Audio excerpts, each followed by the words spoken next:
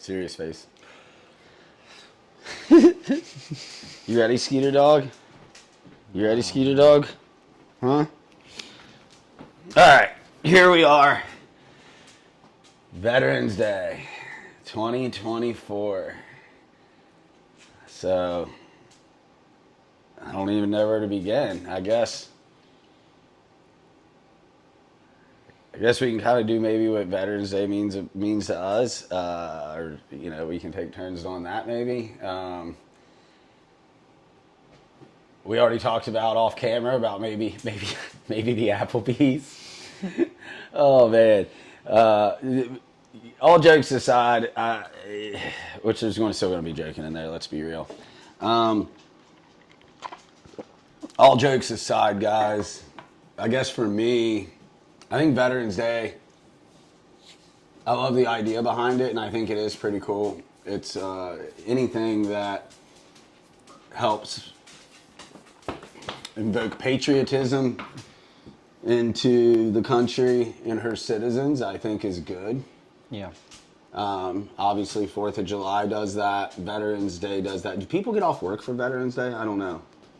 Are banks open? Banks aren't. I think the post office is closed. Other than that, I think it's business as usual. But banks are closed? Yeah, banks are closed. Really? They close a lot. VA's what about schools? Schools are closed too, aren't they? Some of them are. I know.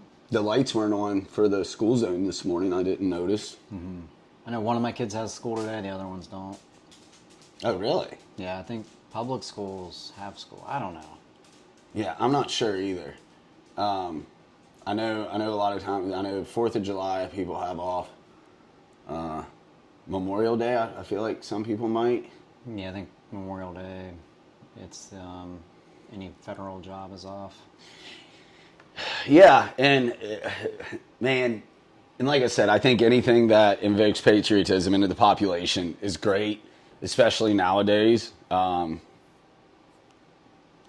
don't want to say patriotism is dead, but it's definitely not what it used to be. Mm-hmm. It's almost like identity politics in some ways. It's almost like if you align with a certain way, you're supposed to do it.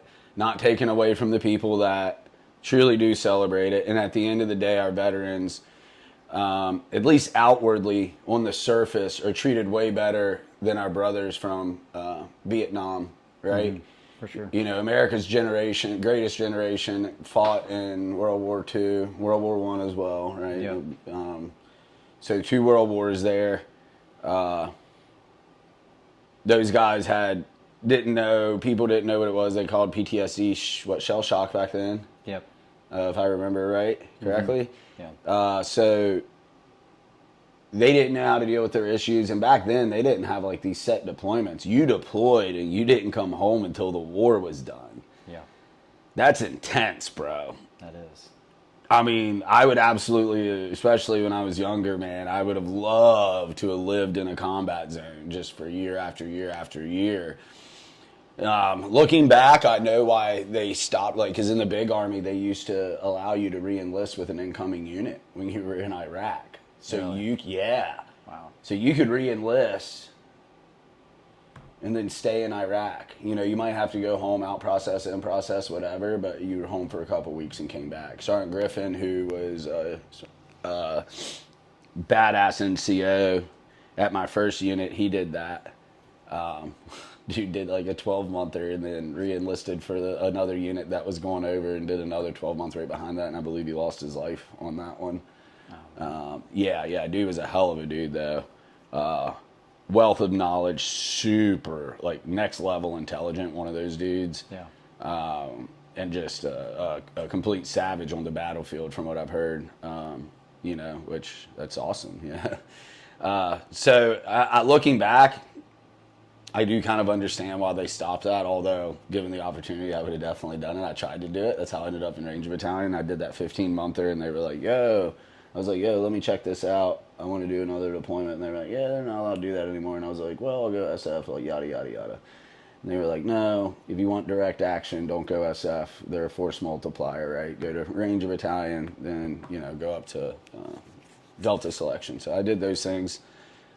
Failed Delta selection, had brain damage, got out, and here we are. So Yeah, I guess, I mean, for me personally, the long drawn out answer that I've been given, I mean, Veterans Day is cool. It does bring up certain feelings. If I'm being real, and we're supposed to be real on here, it brings up certain feelings for me because at the end of the day, we live in a country where they say it's 22 a day, and I don't believe that number at all. I believe it's closer to 30, if not more, from things I've read, that we're losing to suicide. And let's be real, we signed a contract with our employer, who just happened to be the United States government, that you're not allowed to sue. You know, that we were supposed to get care if we got messed up doing our job. Now, both of us had got messed up doing our jobs. Just a little bit. Just a tidbit. You way more than myself. You know, I always say for the most part, you know, I always tell people not to gauge trauma or base your trauma how you feel off of someone else's trauma. But also in our world, that it's a lot of times it's pretty freaking clear cut. You know, you hate trying to gauge stuff, or I tell people not to. But at the same time, I mean, you know, you were left alone in a bad situation, shot in the face, you know, nearly captured, right? Not much is worse than that, you know. Myself, you know, got my bell rung a few times by some boom booms. Some other stuff that I'm sure is in there. Accidentally killed a kid one time on a breach back in the day. It's just kind of the regular old war stuff, and not making what I went through or somebody that went through similar to me minuscule. But in those combat situations on a severe injury and the whole being left alone thing, you know, that's pretty heavy. I guess what I'm trying to get at is, to me, it brings to light a lot of shortcomings, right? Yeah. I don't want to bring a damper, so I mean on Veterans Day, but at the same time, I think it's really important that people know how dudes like you and I feel. So I think at Veterans Day, for me, you know, Memorial Day is very clear. That's for our homies that didn't make it home. And you know, I also give a lot of thought to our homies on Memorial Day who went to combat and then came home and took their own life, right? Of course. They're not Gold Star dudes. You know, we've talked about that, not on camera yet. We'll get to that in another episode, I'm sure. It's not a Gold Star thing. You didn't die on enemy soil. But at the same time, it's definitely something we need to think about on Memorial Day. And I think look at those guys in a positive light, not just on their last action, right? Their last action on this earth. And I don't think we should be able to judge off of that.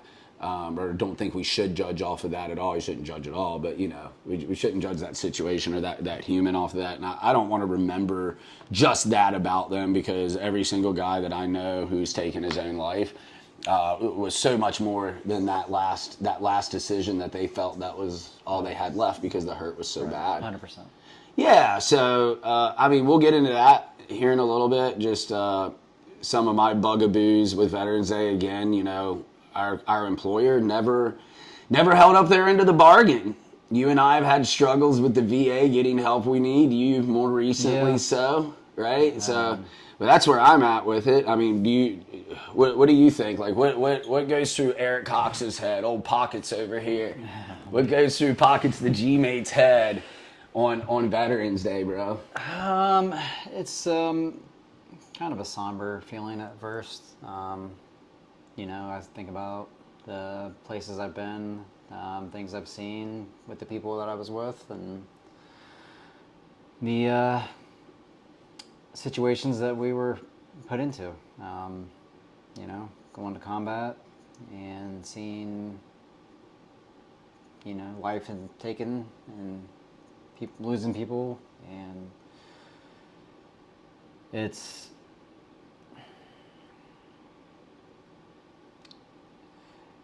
kind of a weird day to me. I don't know. I get a lot of random text messages from people that I don't talk to normally on a day-to-day, And it's a nice gesture, but it just seems weird that they feel obligated one day out of the year to text me, hey, thanks. Yeah, I think that's a natural feeling. I don't know. But I do also get it. I mean, I didn't sign up to get a special day, you know. But yeah, I appreciate the gesture that the people take their time to do that. Yeah, and I get the weird thing, man. So this is, I just did my third round at Ibogaine, and I went for forgiveness, the loss of that inner hatred that I have. You've noticed a difference since I've been back. I feel a lot different. Even this morning, dealing with which should be a very emotional situation that did irritate the ever living shit out of me. And correct me if I'm wrong. I feel like I handled it way better than I would have a few weeks ago. A few weeks ago, it ruined my whole day, if not longer, and I wouldn't have been productive. We wouldn't be doing a podcast right now, right? Yeah. We'd be doing something else. But as far as like people reaching out that one day a year, earlier in my healing journey, right? That's why I brought up the Ibogaine and the forgiveness, man. I hated Veterans Day. Yeah. I hated it. Hated it. I'm not going to lie. Hated it. I saw nothing positive about it. I would have feelings of bitterness and resentment when you would get those Facebook messages and texts and all of that. I will say this year, because of my Ibogaine journey, because let's be clear about something to everybody out there. What Eric's talking about, the somber feeling, and what I'm touching on, that's not unique to he and I. That is, I'm not going to say across the board, but I would say guys that have experienced a lot of combat and heavy loss. I believe our demographic, there's a lot of the more negative feelings surrounding Veterans Day. I feel the love more now. Don't get me wrong. There's still some of that, like, it's if everybody cares so much, why don't more people stand up for us when everybody knows we get shit on?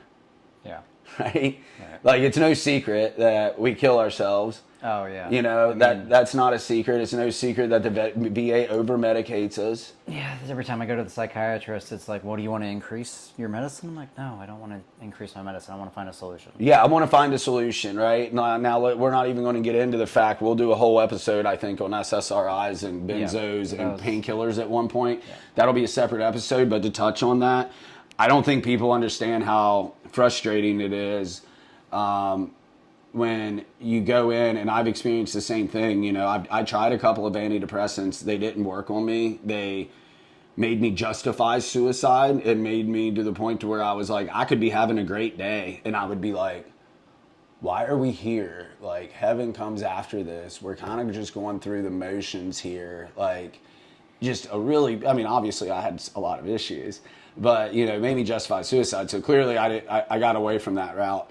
But every time I've gone into the VA until I submitted my transition of care team or whatever, I went in the last time before I got my new care team, and my new care team's outstanding. Outstanding. I have no complaints so far. Awesome. Yeah. I mean, give them credit where credit's due. And then the Savannah VA, their physical therapy department is out of this world good. They did great things for our homie Ryan Davis, triple amputee. I went in there with just some hip issues. And they took me in there and kept me in there 8 weeks until we got to a point to where my hips were stronger and feeling way better than they did originally. And then this past time at Ibogaine, my hip pain's gone. Weird. Yeah, dude, Ibogaine's weird. Good weird. Thank you, medicine. So anyway, my experience in the VA before, I went in because I go to Dr. Pam Gaudry. She's my primary care doc. That woman, when I was in a dark place, wouldn't trust anybody medical. Bonnie, my bestie who I dated for a few years, you know Bonnie, the sweetest one. dude. The best. Dude, amazing. You know, she was disgusted. I shouldn't say disgusted. She was heartbroken that I've lost all faith in doctors and didn't want to go. She was like, hey, meet this doctor. I just took me in. I immediately fell in love with Pam. And Pam has taken very good care of me. But at the end of the day, Pam is eventually going to have to retire. We're not there yet, thankfully. And then I was in a better place mentally. So I was like, hey, I need to develop a relationship with the VA again, right? And also, I'm supposed to get that. You're supposed to get that. We're 100% combat wounded, permanent and totally disabled. So I want what's mine. Sure. Right? It's ODA's. Yep. And that's not an entitlement thing. That's what people forget. Even our true believers, our real supporters who really are patriotic and really do believe we deserve the best. I think we always hear the same thing where it's like, well, you guys did so much, you deserve this. And I completely agree, and I love that. And that feels good to hear that people do really feel like that. That makes me feel good inside. Yeah. But at the same time, I always tell them, I'm like, yeah, I agree, but let's call it what it is. Legally, by law, we are supposed to get that. If we signed a contract with Amazon with Jeff Bezos' ass hat self, and we were like, yo, bro, you violated a contract, and we took that to court, at minimum, we'd get a million, if not multi-million-dollar settlement, right? Yeah. And by the VA, we get laughed at. You get treated like shit when you go in there. Yeah. Well, my I'm going through my situation, and I was talking to one of my lawyers, and she asked if, what my disability was and how much I was getting, and she literally looked at me and goes, and that's what you're going to live on for the rest of your life? I mean, well, yeah, what do you want me to do? I got shot in the face, fell off a mountain, almost died. My brain looks like a piece of Swiss cheese because of how much brain damage I have. Like, I can't, like, I'm kind of stuck. Like, my mental capacity isn't what it used to be. Like, I'm not going to be building, electric vehicles that catch fucking missiles out of the sky, like skyscraper-sized missiles. Like, what do you want? Like, it's not a secret. Veterans don't get jack shit. No, and it's frustrating. I mean, like, I was like, well, what do you want me to do? Like, I don't know what to say to that. You just told me I owe you $7,500. That's going to be over 2 of my paychecks. So, thank you for that. Thank me for my service. Like, thank you for my service. Like, what the fuck? Yeah, it's so maddening. I think she was just like confused. Like, that's what you're gonna live on. I mean, that's kind of all I've got right now. Well, and I think people too, and I'm sure where she was coming from is they're probably absolutely. She was shocked. And that's the crazy thing is, like, what I get is a lot better than what most get. What we get is a lot better than 90% of the guys out there that in our demographic that have been to war 6 to 8 times and that are like, I don't want to go in I don't want to be considered 100%. I don't deserve it. It's like, bro, you were the tip of the spear, kicking in doors and shooting people in the face. It's kind of a big deal. Like, you're not just some fucking Marine chick that's got a fucking handicap tag now. Oh, wow. Yes. And we are going to touch on that. Oh, yeah. Yeah. Like, come on, man. I think that's what it is. Swallow your pride a little bit. You got to, unfortunately, like, get what's owed to you. It is yours. And guys, any of y'all listening that are those guys that don't want to be 100% disabled, or you believe the bullshit about they're going to come take your guns or whatever. PTSD is a mental illness. So nobody wants that label. That was something you brought up yesterday. You asked me, and that was a question that made me stop and think. It didn't make me totally speechless. That's hard to do.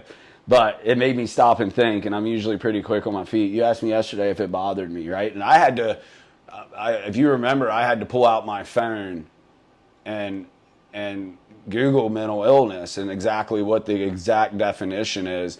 Now, when you brought it up to me, you showed me your arm. I'm going to put our business out there. You were like, dude, it pisses me off so much my hair's standing up.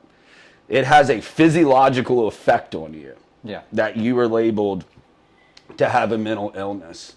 Now, we Googled it, and a mental illness is anything or condition that can change your mood, behavior, or something else, right? So, by definition, we do have a mental illness. Yeah. Also, by that definition, an over-caffeinated person has a mental illness, right? Because taking too much caffeine can do that as well, right? So it's a hard thing. Like it definitely sparks something in me that's not positive when I hear that. And now that I'm sitting here saying this again out loud, I don't know if it's the word mental illness that bothers me, or is it how people, the connotation that comes with it, right? The way people view or think when they hear the words mental illness, right? Yeah. Now, there's some of that stuff when we suffer from things like PTSD, depression, and all that. We have self-image issues. We know that. Like, that's not a new thing. And then, you know, because I watch it too. I'm like, okay, is it how when I think somebody perceives me a certain way? A lot of times that can be the way you see yourself. So that's how you think people are looking at you. Now, I know that's not the case with the mental illness thing, because we hear how people talk about people with mental illness, right? Yeah. It's something that our society is evolving with, being more accepting and trying to understand. But at the same time, in the veteran community, I just think things are really, really, really, you know, misconstrued there, right? So we go to the VA, we don't get the care we want. Literally, like when I was saying, when I went back for the first time after years, I sat down, she was like, well, I see you have PTSD and you're not taking anything. I think we can give you something. And I'm like, actually, I'm doing pretty good. I don't need any medicine, but thank you. And then it was, oh, you have bone spurs and scoliosis. You're not taking anything from pain. And I'm like, no, I'm Gucci. I can deal with my pain. I'm a big boy. And then it was, well, you know, maybe to help you sleep, you can have Xanax, because in my file at the time it says I still have trouble sleeping. I'm like, well, hey, I'm actually doing a lot better than that. Like, obviously, I have issues. I'm always probably going to have some kind of issues, like most people do. But it's very frustrating, because it is. It's like, oh, you have a mental illness, and that's where the negative connotation comes in. You have a mental illness, so we have to put you on drugs. Well, one, no, you don't. That's bullshit. Two, let's not forget the fact that the VA, and I'm not sure, I'm not going to say that doctors get kickbacks. I don't know how it works at the VA, even though we know these medical pharmaceutical salespeople come in and they give civilians all these extra benefits and stuff for using and prescribing their drugs. That's not a secret anymore. It's out there.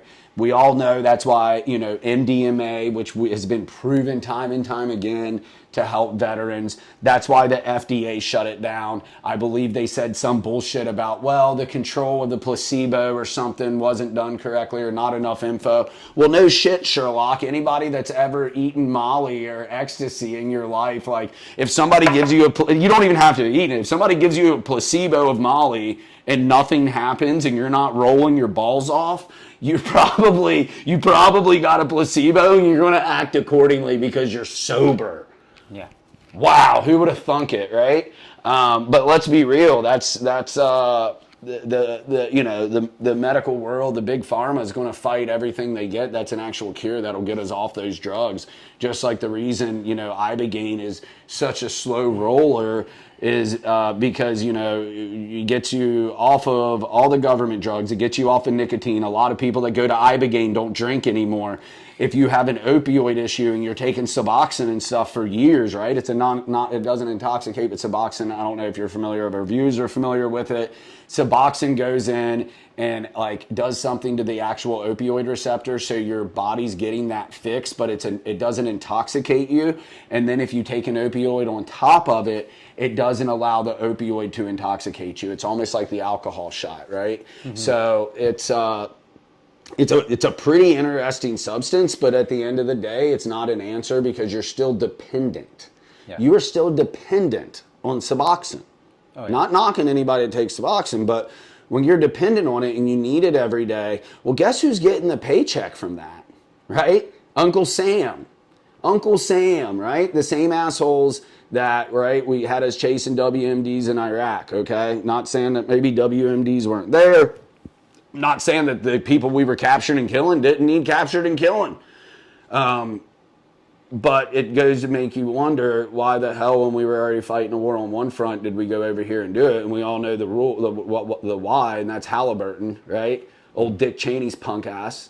You know what I'm saying? Like that dude, right? That's why we went to war over there. That's why Bush, and we'll maybe get into this in another episode. We're bringing up a lot of shit right now. But you know my beliefs. I don't think 9/11 was an inside job where the government intentionally blew it up. I do believe it was our generation's Pearl Harbor. For sure. I don't, you think that too now? Oh, yeah. I don't think, and I don't think for 1 second that there's our intel community had no idea it was going to happen. Don't believe it. Refuse to believe it. I think George Bush, personally, I think he was one of the worst presidents we ever had. I put him right up there with Nick, my disdain for Nixon, starting the war on drugs, and then, Reagan's wife, her on TV, just say no to drugs while their CIA is, pumping the ghettos full of cocaine. Like, get the hell out of here, man. We all know how the game works now. The cat's out of the bag, yet here we are, right? These same people that made their billions of dollars off of sending us to war are now making billions of dollars off of us being messed up while offering us no solution. And I would go back and fight that war 10 times over. I know you would too. I don't even have to ask you that. Oh, yeah. I know you would. Right? Those people needed captured and killed. And let's be honest, the whole war thing is kind of dope, but I do believe That's why I signed up. That's why. They said, y'all want to go to the jungle? I said, hell yeah. Y'all want to kill people and not go to jail? I said, fuck yeah, who don't? But it's one of those things, man. Like, why aren't we going and using guys like us who want to go to war and go in there and stop people committing genocide in Africa? Well, that's because it's not an elongated war. There's ways to keep this war machine going and for the rich white guys to make money and still do the right thing. We just choose not to do it. Anyway, we're going down a rabbit hole there. So VA care sucks. We established that. Thankfully, there was a nice lady at the front desk when I went there.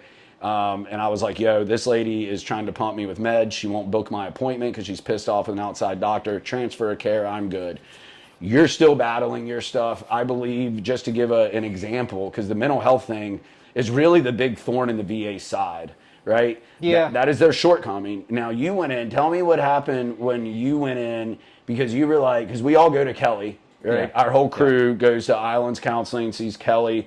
A couple other good counselors in there, but they're handpicked for our dudes, and Kelly does a hell of a job with that. But you decided, which I completely supported this and still support this because we need to start trying to figure out how to make the system better. You went in and talked to a psych? Yes. Tell us about that. I went in there to get my meds adjusted. Not adjusted, but just to make sure that I was getting, what I take daily from the VA, because it's free. I'm not going to go to an outside doctor, pay co-pays when I can get exactly what I need from them, which was nice. But again, it's do you want to increase this? Do you want to increase that? Do you want to add an extra antidepressant? I was like, no, I don't want to add another antidepressant. I want the bare bones, man. Like, I'm trying to come off everything. And, I talked to the psych, and he asked me when I wanted to see him again. And I was like, I don't know, 2 weeks? He's like, let's do 4. I was like, all right, cool. 4 weeks. And he's like, you just go out to the front desk, tell him you're coming to see me again, and, blah, blah, blah. And I go out to the front desk, go to make an appointment, and they're like, yeah, his next available is not for 8 weeks. I was like, oh, well, he said 4 back there, and they're like, he's booked. So we did the 4 weeks out, so a month went by. Again, we go back. He asks, how the meds are, how everything's going. Reiterates multiple times that if we need to increase anything, we can. It's not getting to the root problem of what my issues are. I don't want to just keep adding more medication. It's like, come on, man, I want to solve some problems here. And so we wrapped that one up, and he's like, another 4 weeks, or maybe I said 8 weeks. And I was like, yeah, that's fine. And I go out to the front desk. This was October 30th. Mm-hmm. And I go out to the front desk, and I was told the receptionist, and I was like, he said 8 weeks, and she's like, he doesn't have anything available until the end of February. So that's 4 months. Wow. So they're like, well, we do have an emergency line if you really need to come in and, if you need your meds adjusted or you need to see them. So yeah, it's pretty frustrating. I made the appointment, so I'll see him sometime in February. It's really nice of them to carve out some of their time for you. I know. I felt very special. It was Halloween, so they had a bucket of free candy at the counter, so I was extra happy. Well, dude, you should be grateful that they did that, man. And they're probably billing Humana or whoever does our TRICARE bullshit now for that. They got the secret. Antidepressant and some chocolate peanut butter cups. I'm good, dog.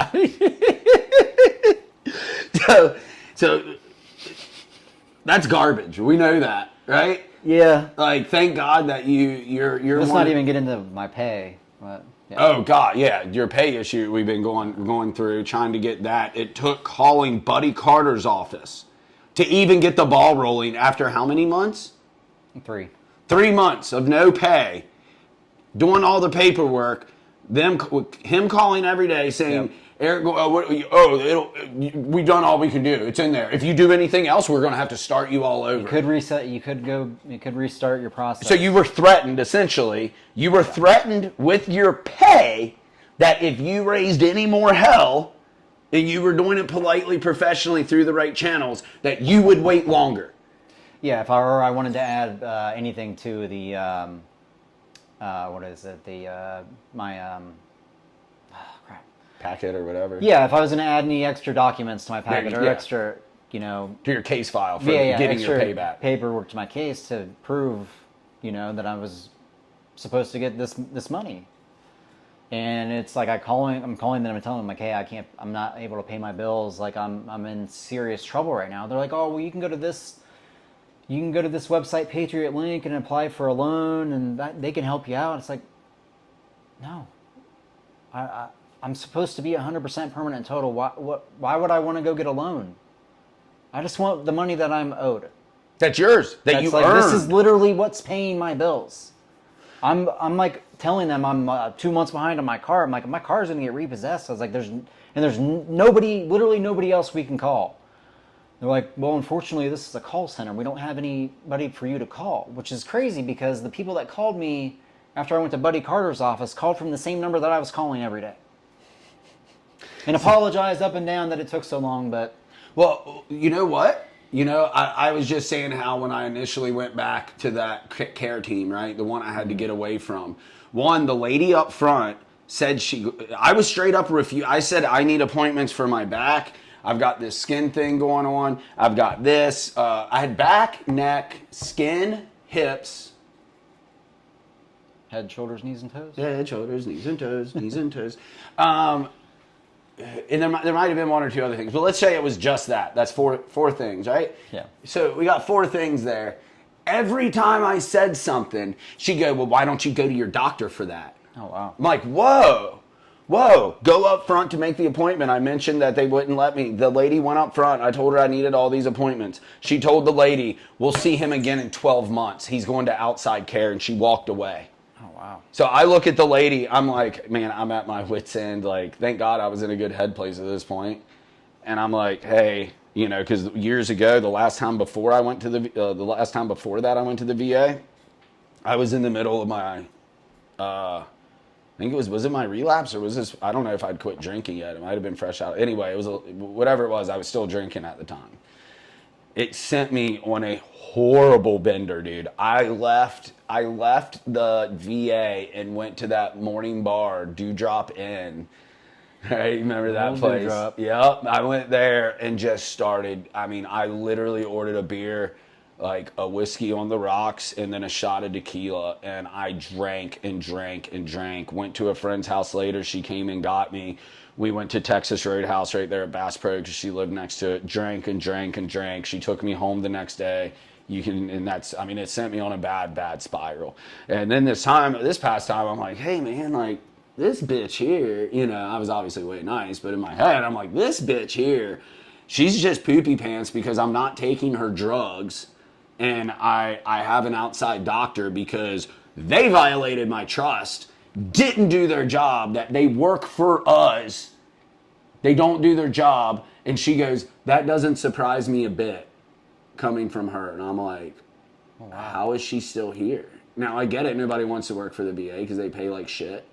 But thank God that that woman was cool and gave me instructions on how to do the request for transfer of care.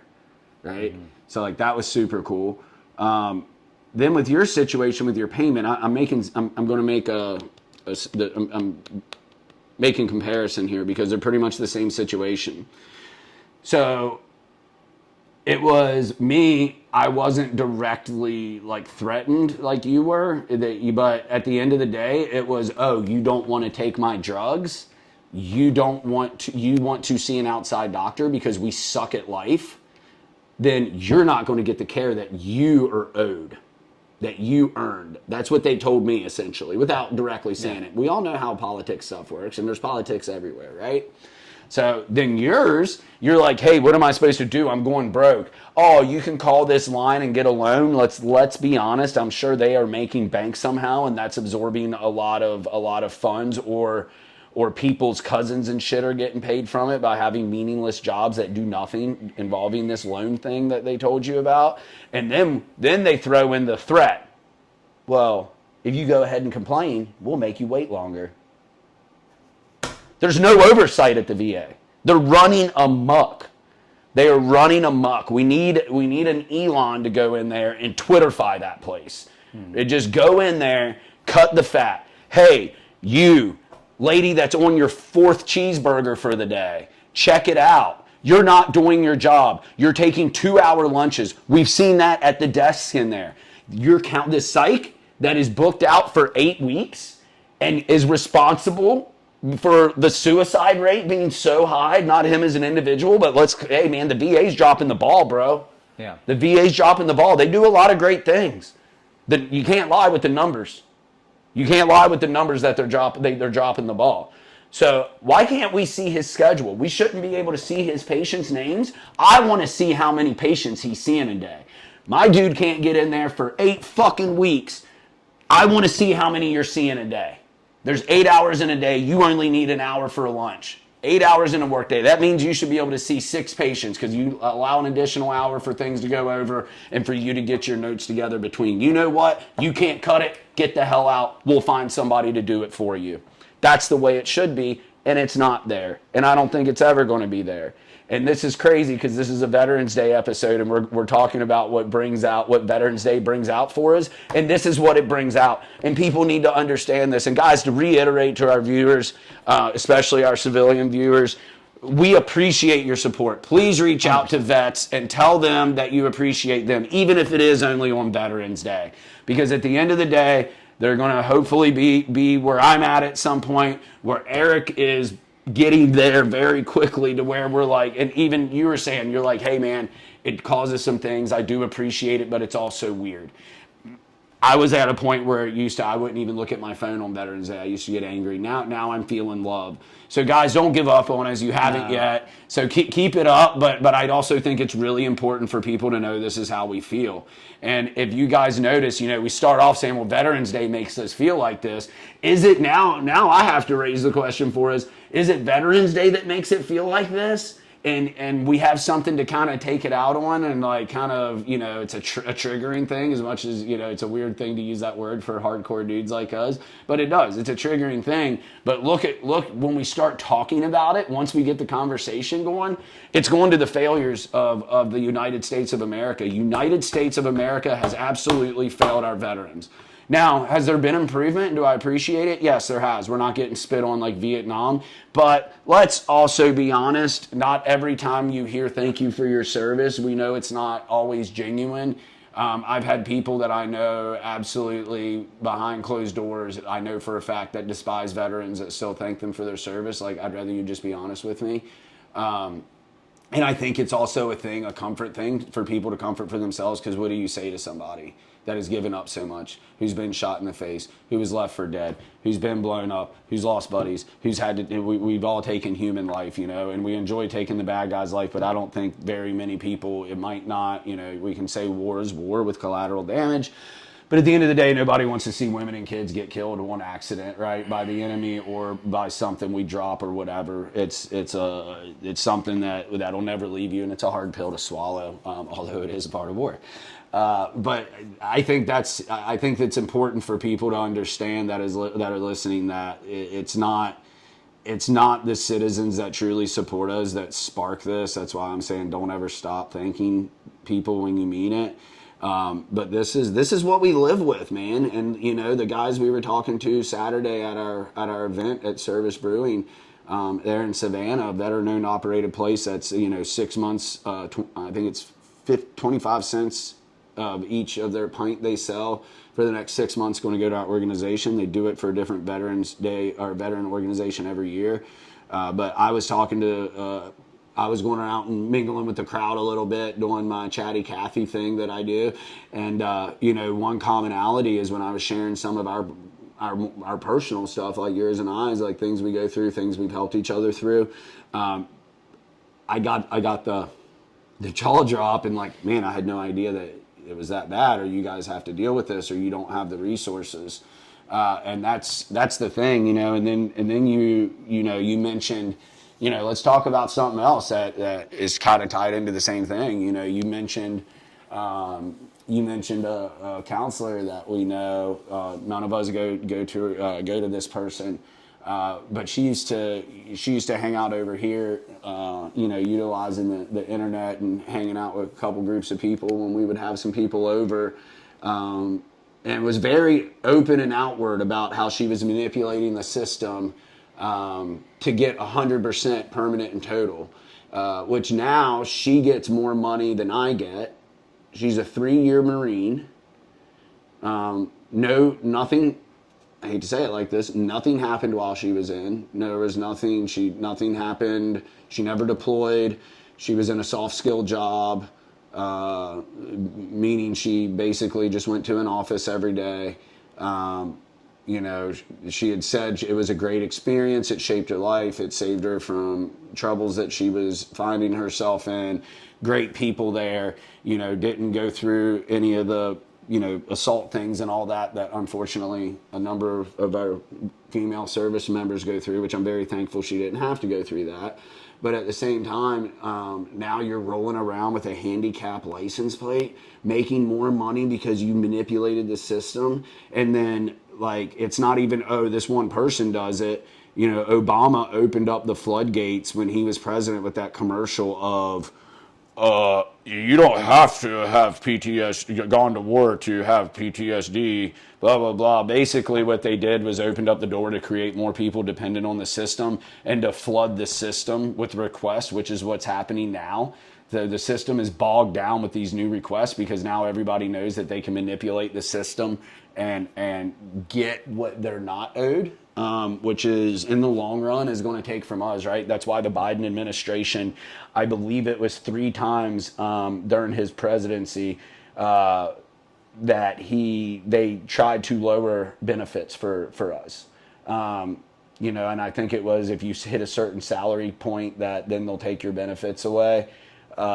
Which at the end of the day is absolutely astounding to me that people are okay with that, right? That the people that voted for him and old Kamala, which, I mean, I'm glad we live in a free country and you can do whatever you want, vote however you want and believe whatever you believe, right? Even if we disagree with it or even if it's completely crazy, that's what true freedom is, right? You can do whatever you want.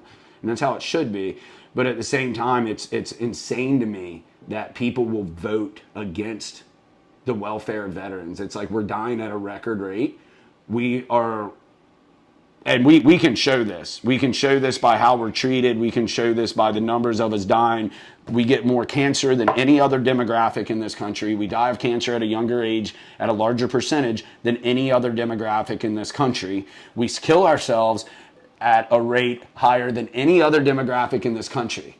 Now, if you put any other demographic instead of the word veteran, if you put woman, Asian male, African American male, a transgender person, homosexual, and anything, if you put anything besides veteran in front of dying at the quickest rate, there would be war in the streets. People would be marching on Capitol Hill. Buildings would burn. But it's veterans, so it's okay and it's expected. And we have people that are voting to make it worse for us. That's insane to me. And then you have people, you know, and then you're going to have, and the civilians that don't know are going to go up to that girl we know, and they're going to go up, oh my gosh, you're a disabled vet. Thank you so much for your service. Thank you so much for all your sacrifice. Now, let's be real. Is she going to look at them and say, hey, whoa, I was just milking the system. I didn't do jack shit. I went for the GI Bill, which I'm glad the GI Bill's there for people, because we do need people that go for that, because we do need bodies in there. Not downing that, folks.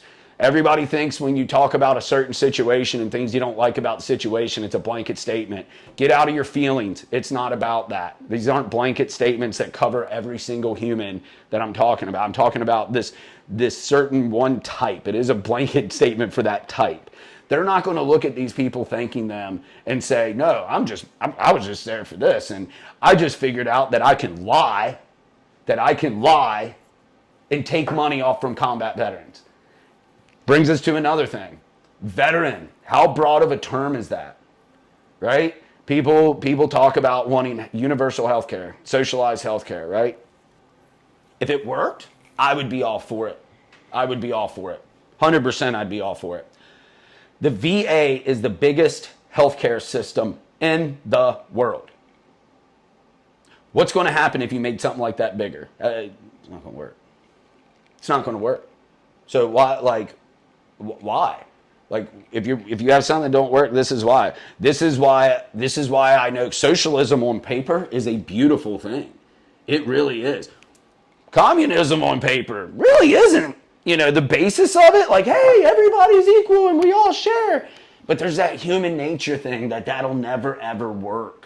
Yeah. Right? I wish everything was beautiful and pretty and sunshine and rainbows and unicorn farts, but it's not.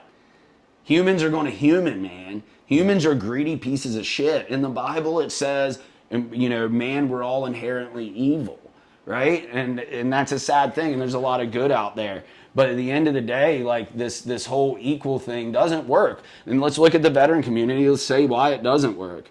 So and people don't really realize this. Obviously, in like units like Rangers and you know, Delta Force and SEAL Team 6, you know, you get jump pay, you get pro pay, you get demo pay, you get an extra. I think we get an extra, like we used to get like an extra $6,000 a year or something, right? And then when you're overseas, whatever. But like your base pay, like what we got when we were deployed, or let's say you're just I shouldn't say just, but let's say you're a conventional Army grunt at a non-airborne unit. You get the same exact pay when you're in Afghanistan as a cook does in Kuwait. Or maybe not Kuwait. Do they get? Yeah, I think it was back then. I think you got combat pay in Kuwait. I don't remember. Either way, you can be in the, let's say, green zone, just so we know we're correct there. You can be in the green zone, never hear a shot fired in anger, and you get just as much money as that guy getting shot at and blown up every single day of his deployment. Doesn't make sense. Doesn't make sense at all. No. It's how is that a thing? That's and nuts. it's insanity. And then we get out and, you know, we say guys that were 100% disabled. You would think you would get 100% of your pay. I get about half of what I made. You get less than half, maybe. I get about half of what I made when I got out is what I get for 100%. So it's a really, another manipulative term, right? You get 100%, boys. We don't get 100%, guys. That's why she said that's what you're going to live on for the rest of your life? Exactly. Because it's astounding. I'm dumbfounded. I can make it work. I'm a simple man. I don't need much. Dude, I overdrew my bank account last month for the first time in sobriety. My personal account, you know, because Not Lucky isn't in a place where, you know, I can get any kind of paycheck yet, right? Mm-hmm. You're one of the few people who knows exactly how much time I put into this. And you know how dedicated I am to it. I'm pretty sure half the time my brain's working on it in my sleep, right? You know, Bonnie, old boss lady, you know, when we were together, she was like, yeah, you're like doing stuff in your sleep. She said she would have me like counting on my fingers in my sleep, and I'm sure I sleep a lot better now because of the ibogaine. But it is like the brain never stops with it. I'm obsessed. There's nothing else to call it. I'm not going to pretend I'm not. I'm obsessed with it. I don't care about anything else except for the cause. But it's like, I think people like misunderstand that. And that's why I believe something like socialism is bad, because, you know, the army is socialism. It is communism, right? You got the educated, right? Because the army was formed by officers, right? It was created by officers back in the day. The officer corps had to make more money and stuff because they could read. Most of the enlisted guys way back in the, you know, Revolutionary War, Civil War, they couldn't read. So that's why the officer corps, that's what made you an officer, was you had the ability to read. Wow. Yeah, you didn't know that? No, I yeah, didn't. yeah. Yeah, that's how it all started, right? But just like everything in human history, when you give a group control, they're not going to relinquish that control. Bro, we would have been generals back then. Oh, yeah, dude. We would have been, oh, man, like, and having tactical sense, right? And don't get me wrong, man. I'm sure you could name one or two really good officers that you ran across. You know, Blakeney Anderson was one for us. We had one briefly in Recce that was awesome. He ended up giving up his commission to go be an enlisted guy and go to Delta Force. How baller is that? That's pretty cool. That's baller as a get out, dude. I can't believe I don't remember his name. And then, of course, we had Denny. I had Denny Young. Dude's a rock star, former enlisted Ranger. I wouldn't be here without him. He really pushed my career along and got me in the right direction. But let's call it what it is. You know, a platoon leader, a PL comes in fresh out of West Point, okay? Fresh out of West Point, and you technically have the same power rank-wise, individual to individual, as like a sergeant major. You outrank the platoon sergeant who's on his 7th, 8th, 10th deployment, right? He's been kicking doors, taking names, right, for nearly a decade, at least 7 years. Getting your 7 and 7 was extremely impressive. So call it 8, 9, 10 years. So you got a guy in his late 20s, if not older, that's a platoon sergeant, that's coming in, has to, by the books, has to take orders from a kid fresh out of West Point who still doesn't have any peach fuzz, right? Like, it's insanity. And then their starting pay is more than that platoon sergeant. Yep. It's insane. It is. It really is. I mean, you can look physically at officers that serve the same amount of time as us. And guys, once again, I there's a lot of officers out there I love.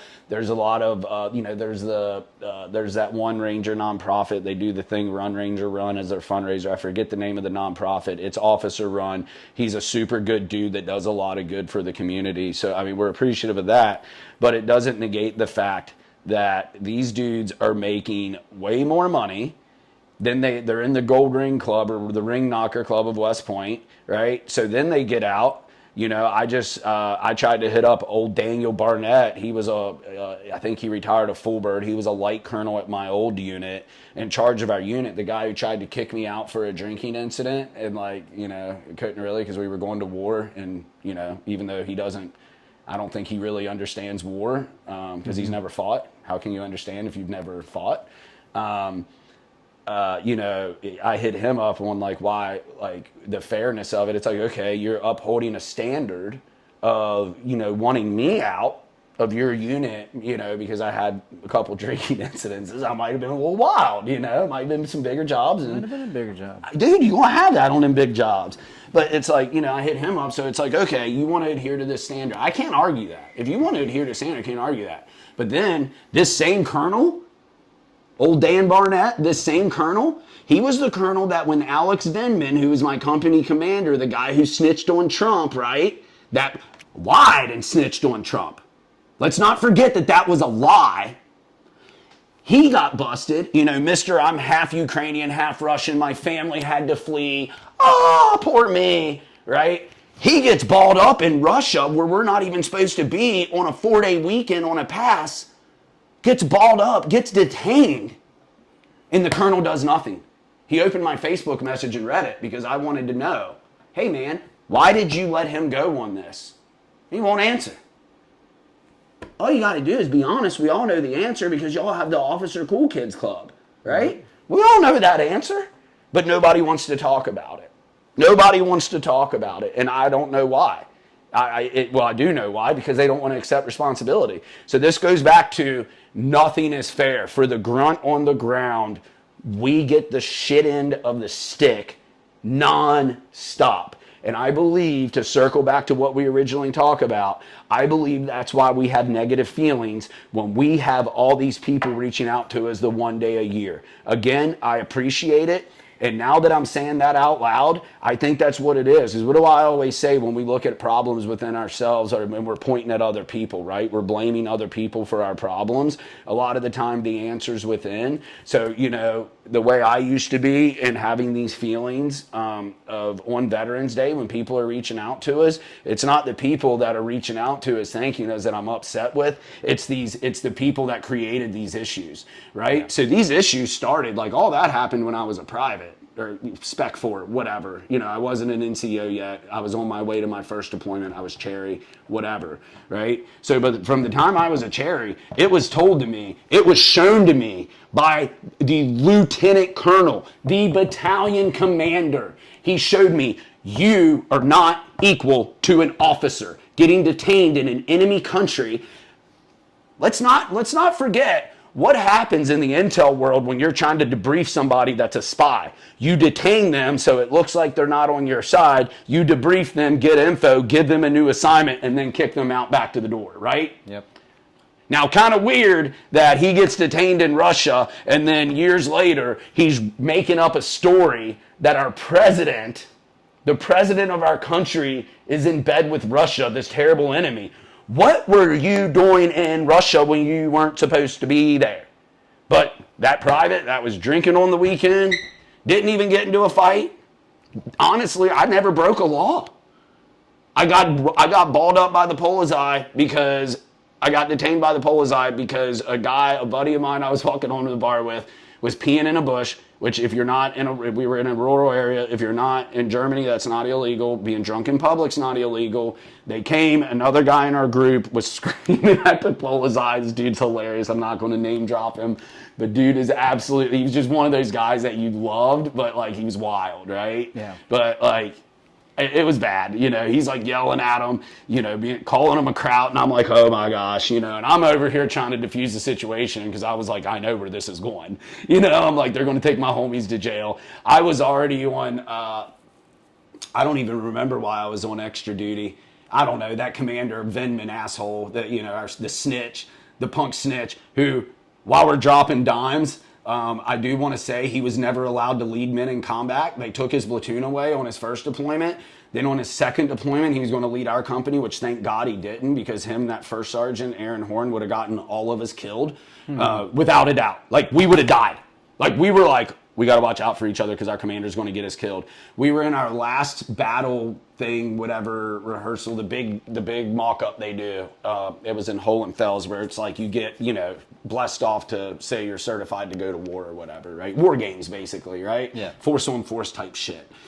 And they had a VBED, a vehicle-borne IED, guys, is something that they put a bunch of bombs in a vehicle, they drive it into your striker, detonate it, and does a lot of damage, right? You can fit a lot of bombs in a car. So he has this, and dude, I don't know if you ever, I don't remember ever in Ranger Battalion if we had like fake V-beds and all that, but they don't come at you like 50 mile an hour, right? They're going at a slow pace just so you know what to do and react, because that's how you train, right? Yeah. So we're sitting there, this V-bed's coming toward him, right? This dude jumps out of the hatch of the striker, off of the striker, and runs. All you see is asshole and elbows, bro. Just straight booking it. So at the end, the OC, you know, I don't even remember what OC stands for. It's basically a referee, guys, and the guy who's like saying, hey, this is what you guys messed up on. It's somebody from the outside looking in. It's a pretty cool tool. We use it in Ranger Battalion as well. Yep. I'm sure CAG and them use it as well. It's an awesome training tool. They're like, hey there, sir. Why did you run? And I mean, dude, the guys like us, my hair's standing up, and not from anger. Like, I can't imagine running from a gunfight. Like, I can't imagine. I can't imagine being like, no. You know what I'm saying? Like, I can't imagine being like, and as a leader, you left your boys, bro. Like, if you got to break contact, which I don't even, I have mixed feelings on. I'm sure there's a time and a place to do it. It's just not ingrained in me at all. But it's like, if you got to break contact, you got to get your boys too. Mm-hmm. His exact words, we can afford to lose a couple of NCOs, but we can't afford to lose a command officer. Wow. And 4 days later, we were in a change of command ceremony getting the rock star Denny Young. The rock star Denny Young. But guys, I'm harping on this so much because I believe I think we just kind of discovered why we have a negative feeling toward Veterans Day sometimes. It's not the people. It's honestly, even though not 100% of the people support us, and I don't expect them to, that's another beautiful thing, like I said, about America. But I think what it is that we have been trained since we got in that we are not equal to other people. Would you agree? 100%. Yeah. That should be a crime. If you did that to any other demographic of people, the whole world would be pissed. But nobody cares. Or people don't know. Maybe they will care the more they know. So yeah, I mean, I think there's a lot of inequalities, right? And then, I mean, we got to make a West Point joke. If you guys haven't heard or seen the Acorn Cop, gotta Google it, man. This dude was a cop, right? He's like got this dude detained, cuffed and stuff. And right, if anybody's ever been arrested, if you haven't, suggest it. It should be a thing on your bucket list just to say you've lived life a little bit. But like, dude, when they cuff you, like they search you, you know, you got any weapons or anything in your pockets, yada, yada, yada. No, Roger, blah, blah, blah. They search you, blah, blah, blah, cuff you, put you in the back of a car. So you're secured, right? Unless you're Houdini. He's walking to the back of his truck for something. All this is on body cam. An acorn falls from a tree, hits the roof of his truck. Bump. This dude yells, shots fired, shots fired. I think he jumps on the ground, does a combat roll, which blows my mind. Dumps a mag, dumps an entire mag, then yells, I'm hit, I'm hit, I'm hit. And that's a West Point graduate. Also, another West Point highlight story. And I'm sorry to my good officers out there that went to West Point.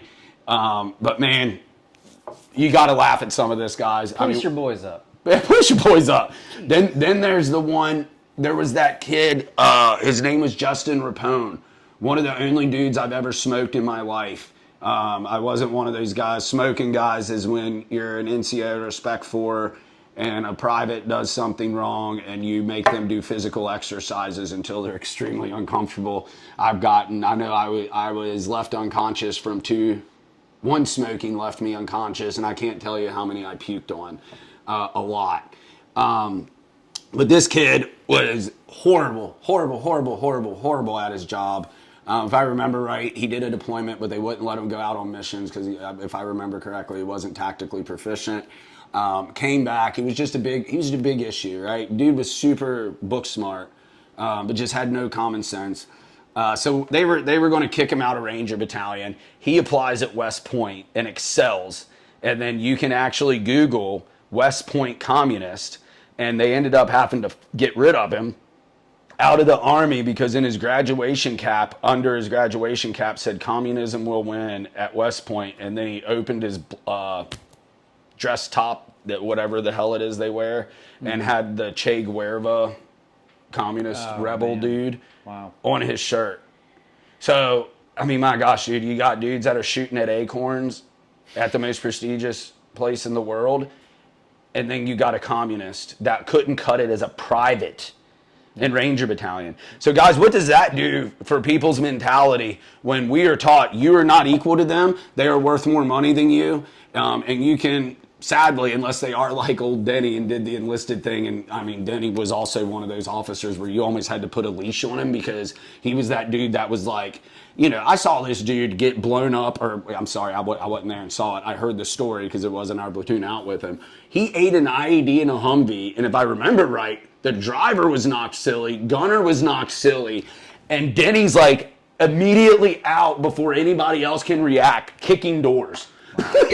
Yeah, that's amazing. So, yeah. Oh, dude, it's like, whoa, somebody get the sir. Like, you know, it's like, wait a minute, are we protecting the sir? Are we protecting the people from the sir? You know, that's when you know you got a G on your hands.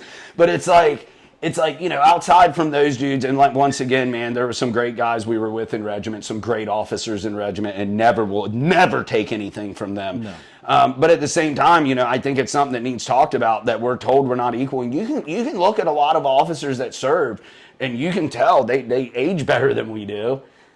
they definitely have better opportunities with jobs when we get out. You know, that colonel that I was talking about, that, you know, he was on some TV show when we were all in Sauter City just laying waste, and he puts on his kit, his eye pro and his gloves and his helmet for this interview, and it's all just pristine, bro. It's all just like fresh out. You can tell this dude's never even poured sweat in his kit, and you're like watching it. Like, I'm on leave from Sauter City, and like I see this, and I'm like, I say from Sauter City, it was after Sauter City.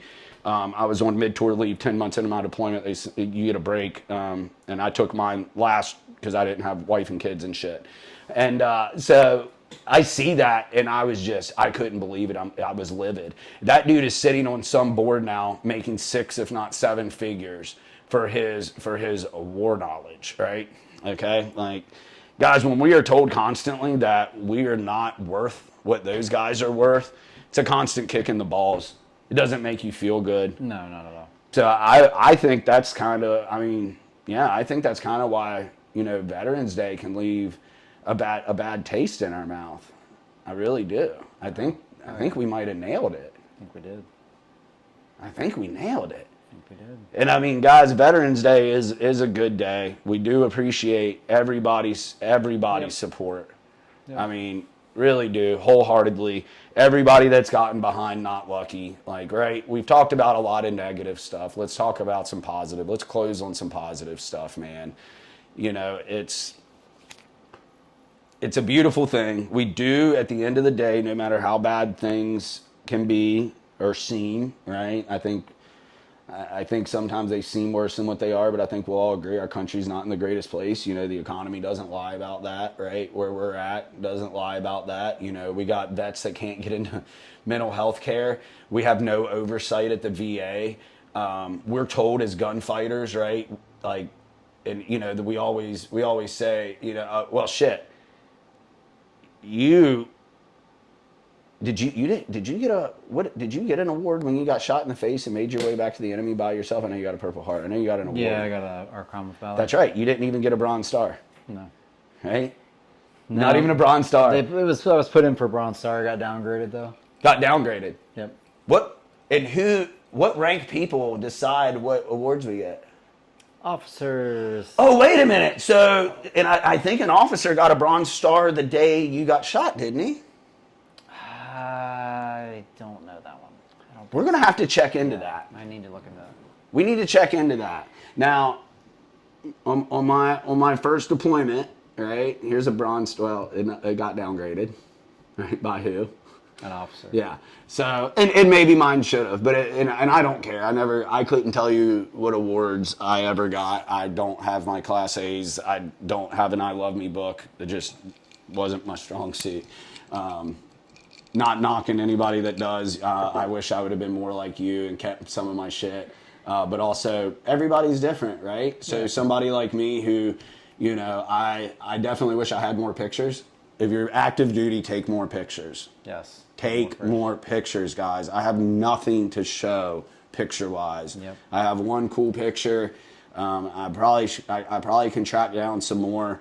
But it's that does upset me. It does make me a little sad sometimes. Yeah, because I'll never be as cool as I was. No, First Ranger man. Battalion. No, Never man. be that cool again. That's so rad, dude. We got to do so much cool stuff, man.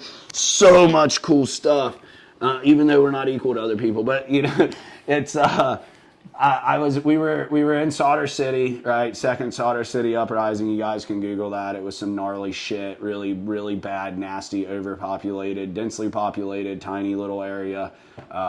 It was real war. It was wild. But you know, I got shot at. You've heard me tell this story.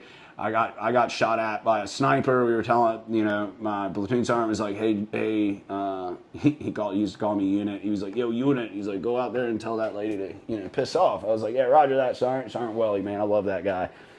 So go outside, and of course, you know, my dumb ass, right? Because young, dumb, bulletproof, didn't care. If you shot me, it probably doesn't hurt that bad, you know, thinking you're 10 times more gangster than you really are, right? I go out there wearing nothing but my cool guy bandana, and I'm like, I'm like, hey, get out of here. And I'm like, yo, she like, get the hell out of here. Like, what are you doing? She like laughs, like smiles, gets this weird smile on her face, and like runs away. And I was like, and I remember being like Skiff, like like our dog Skiff that we recently lost to cancer. How Skiff, you know how Skiff would cock his head. Well, I'm pretty sure I did a Skiff thing, and because I remember being like, that was weird. That's weird, right? And then all of a sudden I heard that smack, and I was like, don't, like on the doorway. It was about, that one was pretty far from me, but nonetheless, it was clear he was shooting at me, and I was like, that's not good. So I go inside. I'm like, yo, taking fire, sniper, whatever I said.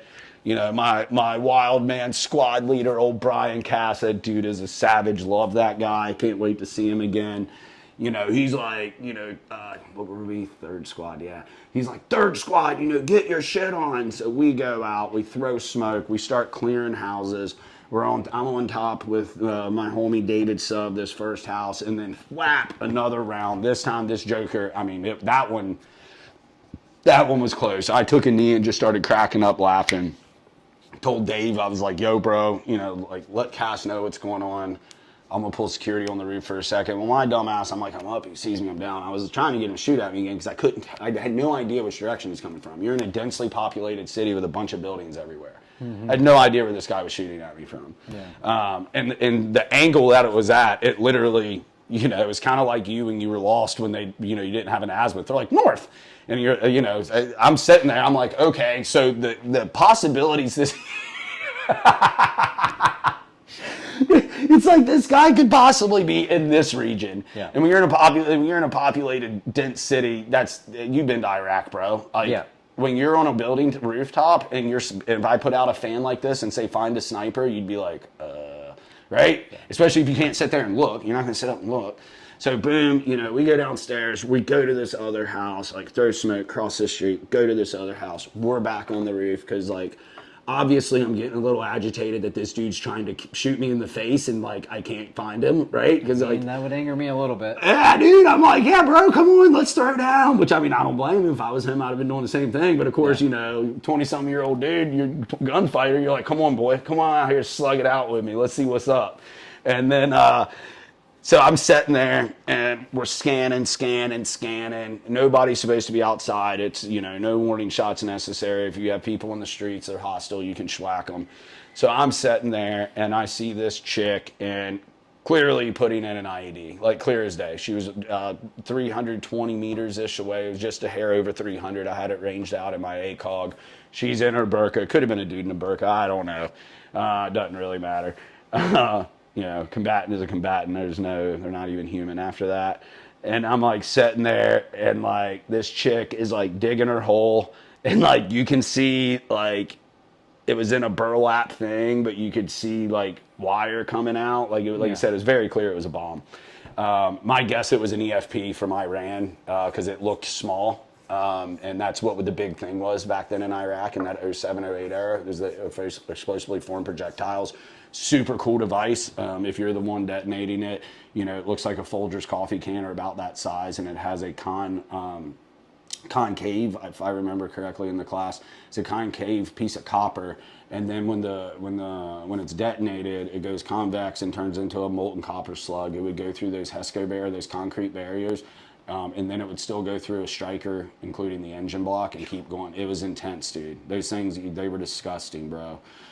So anyway, she's out there like some little kid who's, I don't know, I'd say 5, 6 maybe. Some little kid was out there playing, and is sitting there. And so I'm like watching this chick, 320 some odd meters away, so a little over 3 football fields, guys. And I'm sitting there, I'm timing it, like getting the pattern, right? And then she comes up, she has this natural pause every time. When she raises up, waited for the natural pause, boom, smoked her. And then if I remember right, like the people came out to like get her body, they were taking her to a car. I had my 203 gunner there, and I was like, yo, let them get in the car.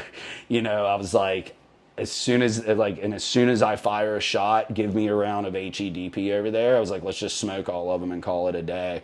So, they're getting in the car, and I'm like, because it's easier to hit everybody. I didn't want to start shooting and then have them scatter, and then they call people like, let's just get them in the car, shoot the driver, blow the car up, unleash hell, call it a day. Our PL came up and was like, yo, ceasefire, don't do that. And I ain't going to knock that PL. I like that guy. Whatever reason, he made that call. Good on him. Disagree with it, but but anyway, all jokes aside, like that was, I think they put me in for, I don't know if it was a Bronze Star or what's the low thing with Valor you can get, Archon maybe. Archon. So I think they put me in. I think they put me in for the Bronze Star with Valor, and then expected it to get downgraded to the Archon with Valor, and then they even took away the V device. Wow. Now, I'm not poopy pants because I didn't get the Valorous award. I'm not like, obviously I wasn't over there to smoke people for an award, but at the same time, I think it puts it in perspective. Like, what do you think the outcome? What if a lieutenant would have done that? Oh, Bronze Star with Valor all day? You think so? All I mean, day. that was a real question. I wasn't like rhetorical. You think it would have been a Bronze Star with Valor all day? Yeah. Because the award wrote up like a gangster shit. It was like, saved, a great shot. It saved American lives, yada, yada, yada. Which, I mean, it did save American lives because clearly the IED was not placed. So they couldn't mess with it. But I think those are some good examples. And I mean, if you have any military friends, guys, check it out. Like, look at their memes and stuff. You'll always see like the jokes about like a dude taking heavy fire, like tucked down, like with a war face on, laying scunion. And it'll say something like, AAM or whatever, like a low reward, and then it'll have an officer with his feet kicked up on his desk. Yeah, that's even better. And have his feet kicked up on his desk, and they're like Bronze Star, Yeah. And then you even have like the, what do they call it? Just service awards, like non-valorous when you do gangster stuff overseas that isn't valorous. I was filling an E8 position one time in my reconnaissance days, and on a really impressive program that I was very grateful and blessed to be a part of. Shout out to old Fred Tolman for being patient with me and training me up on stuff. Really appreciate him. I have a lot of respect for that man. One of the most intelligent guys I ever got to work directly with. But at the end of that deployment, my platoon sergeant put me in for a Bronze Star because everybody that's ever filled that billet got a Bronze Star for it, right? It got downgraded because, quote, he's an E5 and E5s don't get Bronze Stars for service awards. So, Wow. So I think maybe this will help us for the rest of this Veterans Day, and maybe for future Veterans Day, maybe it'll change, help you keep your outlook evolving in mine as well, Maybe now when we get those texts, those once a year texts or those twice a year texts, maybe we'll be more grateful, as I think we should be. I'm grateful for it. I know you are, but I mean, we can always do more. Make that clear. I am grateful. Yes, dude. And there's no doubt in my mind that you are, and even other guys, because we have these conversations offline with dudes, right? Mm-hmm. We just have our conversations with a camera going.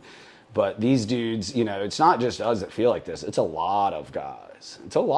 We hear it all the time. But I think maybe moving forward, I hope any vets that watch this, instead of getting frustrated about being Veterans Day and these people once a year showing their gratitude, maybe let's really look at the big picture and see what made us have these bitter mentalities that a lot of us have, right? I think a lot of my bitterness after this round of Ibogaine is gone. But it was just 2 weeks ago, I was still a really bitter person about a lot of stuff. You know what I'm saying? So I think moving forward, maybe all vets, we need to look at when something frustrates us with the civilian populace. I think we really need to look at two things. One, what actions happened in our lives and our careers that make us feel like this. I think us talking today I think for us, it's the inequalities that we have faced throughout our entire enlistments. To say, hey, you're not as important as this person because this person went to a university and you didn't. It's kind of weird. It's really weird, especially in a wartime when, a lot of special ops units are, all the missions and stuff are played by majority enlisted guys. Mm-hmm.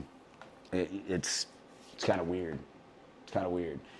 So maybe we need to look at that, look at how we're treated at the VA, because honestly, I think that causes a huge amount of resentment, because a lot of those folks are civilians that work there, and it's a natural human thing to get resentful against a group of people, right? But I think that's something we can really look at and say, hey, it's not this person's fault.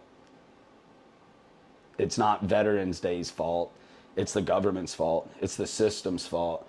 We're a victim of our environment, and I hate saying we're victims because we don't have victim mentalities, but we're a product of our environment. Yeah, for sure. Right? It's just like if you're a child, if you're born in the ghetto, or you're born in the sticks and the hills that are the poorest places in the country, or in Appalachia and stuff, right? So if you're born in a ghetto, or you're born in the mountains and don't have anything, you're a product of your environment. You're a victim of your environment, and I don't think granted, it's not as bad as being dirt poor, even though some of us were dirt poor.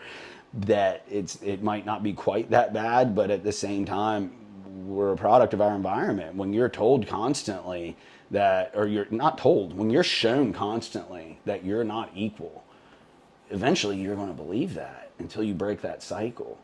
And then I think something else that we need to do, I think we need to have these conversations with civilians, right?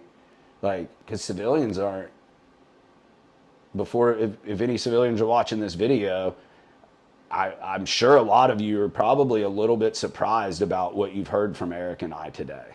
I don't think they see the big picture because none of us show them, right? Because what do we do when we get out? We get all pissed off, get drunk, and shut down. Mm. And I think it's our responsibility to educate these people because, I've talked about how a country's failed us, and a population, maybe the majority, doesn't care, doesn't feel like they care. But it's hard to care about something you know nothing about. And it's not like there's a lot of us going out here and sharing like this. And let's be honest, a lot of the stories people do hear, and people have heard for years, that's why people have a misunderstanding about PTSD and stuff, because a lot of the times the people back in the day that got out before the war was hopping and popping and started going around and talking, and they're not always telling accurate things, right? Less than 5% of people ever saw direct action combat. Civilians, I think, believe that everybody goes over there and shoots a gun, but less than 5% do that. And let's be honest, just like the chick with the old cap, with the handicap license plate, right? When somebody comes up to her and thanks her for her service, like, do you think she's going to tell them the truth? No. Do you think most males, when they're in a bar and somebody says, and they're wearing their Velcro ball cap and their tight t-shirt that says, you touch my flag, I'll touch your ass, or whatever it says, that weird shit that, like, I've got to show I'm a badass on a t-shirt, and they're wearing their tight britches and their open carry Glock and chewing mint Copenhagen. It's like, when people come up and they thank them for their service, if they never deployed, or maybe they just went to Kuwait or something, which everybody's got a job and there's nothing to be ashamed of. Like, those guys did jobs that you and I wouldn't want to do, and we didn't have time to do. Without support, we'd be nothing. Yeah. Without support, we'd be nothing. Like, we can't forget that. But at the same time, there's a lot of guys out there that people will assume stuff, and instead of correcting them, they just let them think it. And which is even worse, there's ones that will embellish it. I mean, how many times have we run into people and you'll overhear a story? Sounds of the gunshots. Yeah, the sounds of the gunshots. I was going around and killing the wounded, and in a what was that? In an off-the-books war. Oh, and the guy was like, I'm sure you know what that is. And I was like, actually, no, I don't know what an off-the-books war is, bro.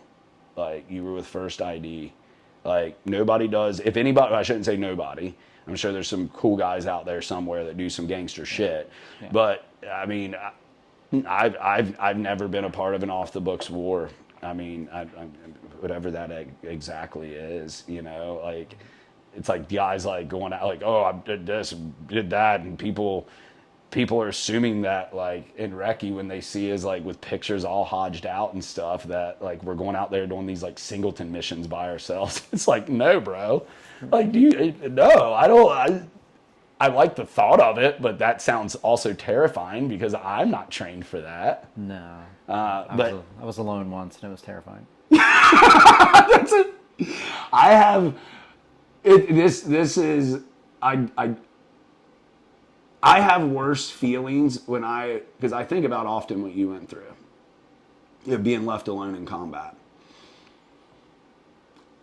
I get worse feelings inside of me thinking about you in that situation. I get worse feelings from that than any situation I was ever personally in on my own. Thinking about your situation being alone gives me more anxiety than my personal situations I was in. Because I was never really, I mean, there was a couple of times where I almost died, obviously. Been blown up. We've been, that sniper almost headshot me, like, whatever. But it's funny because it's like no blood, no foul, right? Yeah. Even if I would have taken a round or something, my good buddy Brian Jensen, I need to hit him up. Like, he got shot in the ass. Like, he said it hurt like hell, but at the end of the day, he makes jokes and stuff about it. Like, I don't think that's going to really scar him, but I think if you ask anybody, any gunfighter, like, think about being alone in combat in an ambush. Like, that's going to make every single human stop. Every gunfighter's going to be like, what? No. So it's just all about perspective, right? All about perspective, and everybody's journey is individual. But I don't know, man. Is there anything else we want to touch on Veterans Day? No, I think we did pretty good. I think when people click on this, they're going to be surprised at the subject. And again, guys, we appreciate all the support. And this is it's also for us to get stuff off our chest, and so our brothers and sisters in arms will maybe watch some of this and see, maybe they'll be able to relate, and maybe it'll help start shifting that bitterness, right? That bitterness mentality, that resentment mentality that we all get, and rightfully so. I think it's okay that we get that. I know it's okay we get that. Maybe it'll help them start shifting their perspective and say, hey, it's not these people. It's not this day. It's not this holiday. It's how I've been treated since I signed the dotted line. Shit, man, I stole someone's month. What's that? I stole someone's month.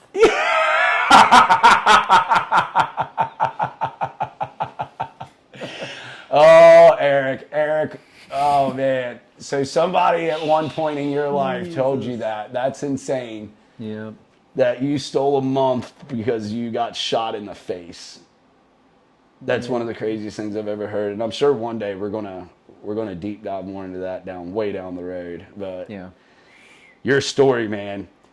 I can't wait. I can't wait till you're ready to get it all out there one of these days. I don't care if it's 5 years from now, because it's never going to lose its punch. Yeah. I know it's a hurtful fucking thing, dude. It's a hurtful, terrible thing. You've gone through so much in your life. How old are you? 38? Yeah. Yeah, dude. You've gone through more. I'm really open about all my stuff. Obviously, we're at different places in our journey, and that's completely cool, right? Everybody's journey is individual. And we all start at different times. You had a bigger job going on that you had to tend to. And you did the right thing, man. You did what you believed was the right thing. And I think for that time period, it was the right thing. But your story is going to have such an impact. It's the most, I know my story. I share my story all the time. People are, a lot of the times people are shocked to hear some of my things. And I always tell them, I don't embellish. Like, me, you've heard me tell my shit 3,000 times. I don't embellish it. And I always say, I'm sure you've heard me say it, there's guys that's had it 10 times worse than me. Like, I don't know if it's a prize you want, but, I think yours might take the cake. But dude, yeah, and the work you put in is absolutely incredible. And you're already giving back to the veteran community while you're on your journey, and you keep me straight. It's not a small task. So anyway, do you got any? Job. What's that? It's a bigger job. It is a bigger job, and we'll have that on them big jobs. It's just one of them bigger jobs. Oh gosh, dude, I love it. Well, dude, is there anything else you want to add for Veterans Day? I mean, let's get on some matching 9-line shirts and go to Applebee's.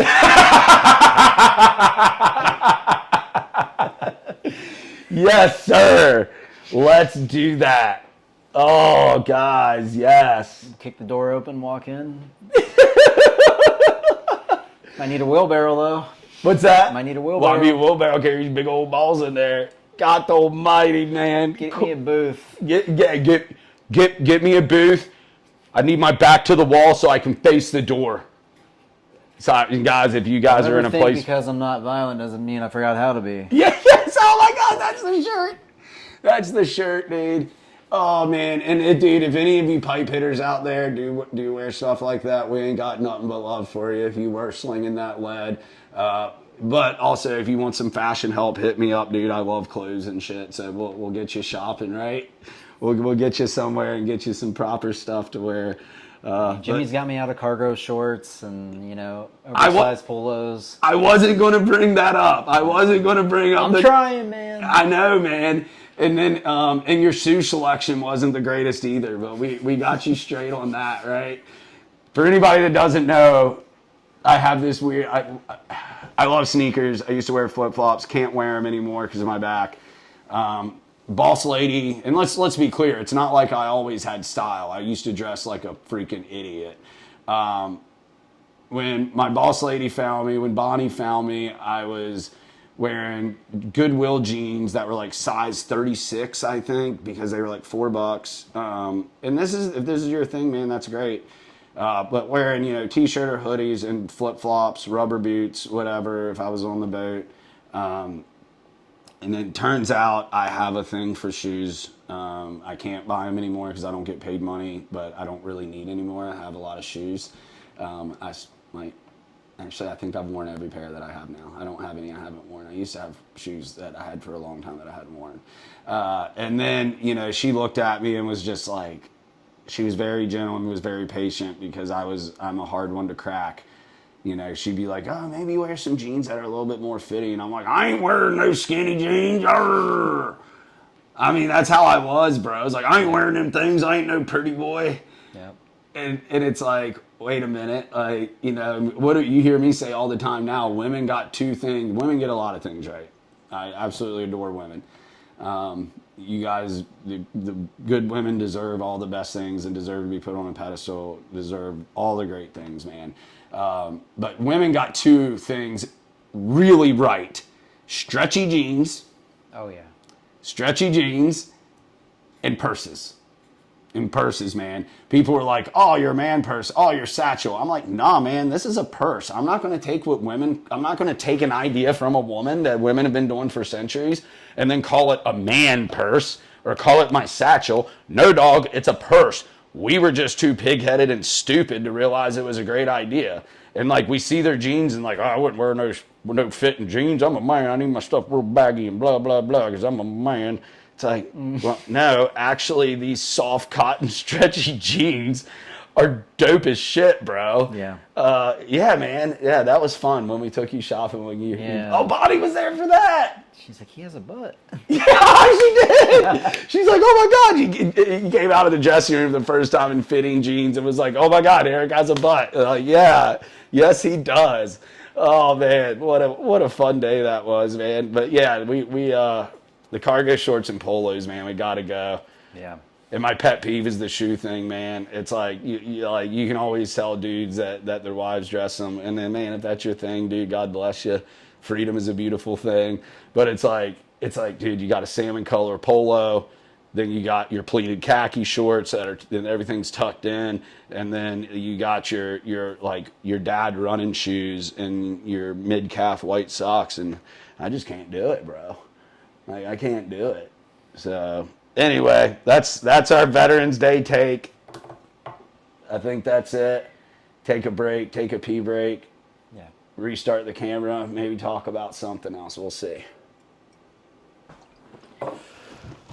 1, 2, 3, go team. Team, dream, team. Wow, good timing. Almost out.